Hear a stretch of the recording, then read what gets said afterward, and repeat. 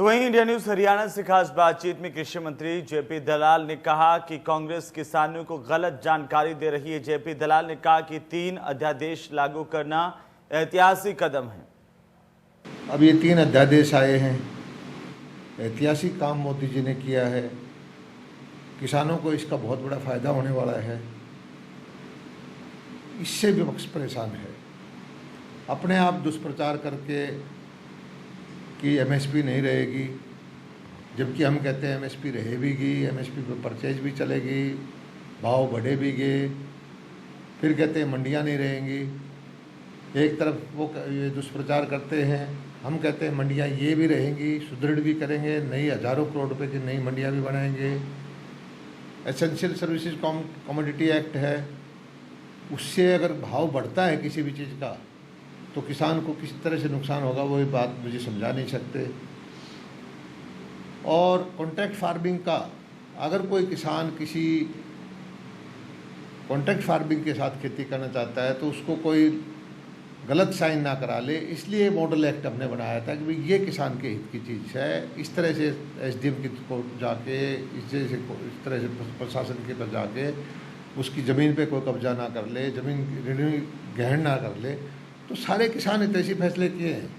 और मोदी जी ने आने के बाद में चाहे वो फसल बीमा योजना हो, उसका विरोध विपक्ष ने ऐसे ही किया था। वो जो दूसरा मंडियां चलाने की बात थी पीछे कोरोना काल में, आड़तियों को आगे करके विपक्ष ने तब भी मंडियां बंद कराने की कोशिश की थी। हालांकि उसमें वो कामयाब नहीं हो पाए। हमने बड़ी अच्छी मंडियां चलाकर मंडियों की संख्या बढ़ाकर किसानों के खाते में पैसा डालने की बात की थी। आज फिर लगता है कि धान की 25 तारीख से परचेज शुरू होगी, बाजरा की परचेज शुरू होगी।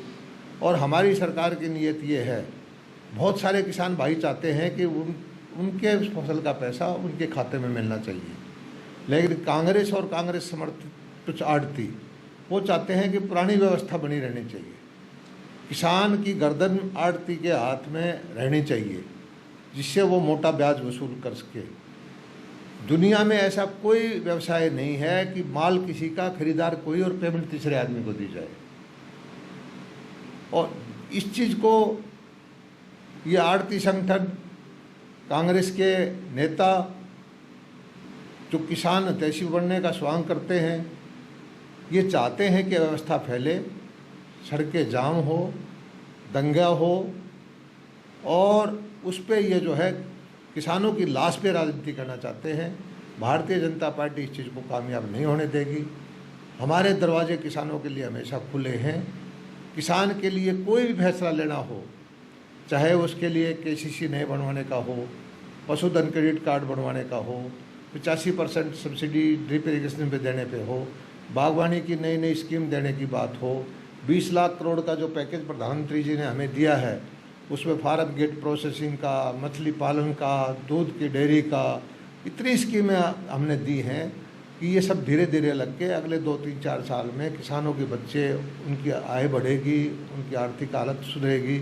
और यही चिंता कांग्रेस को सताए।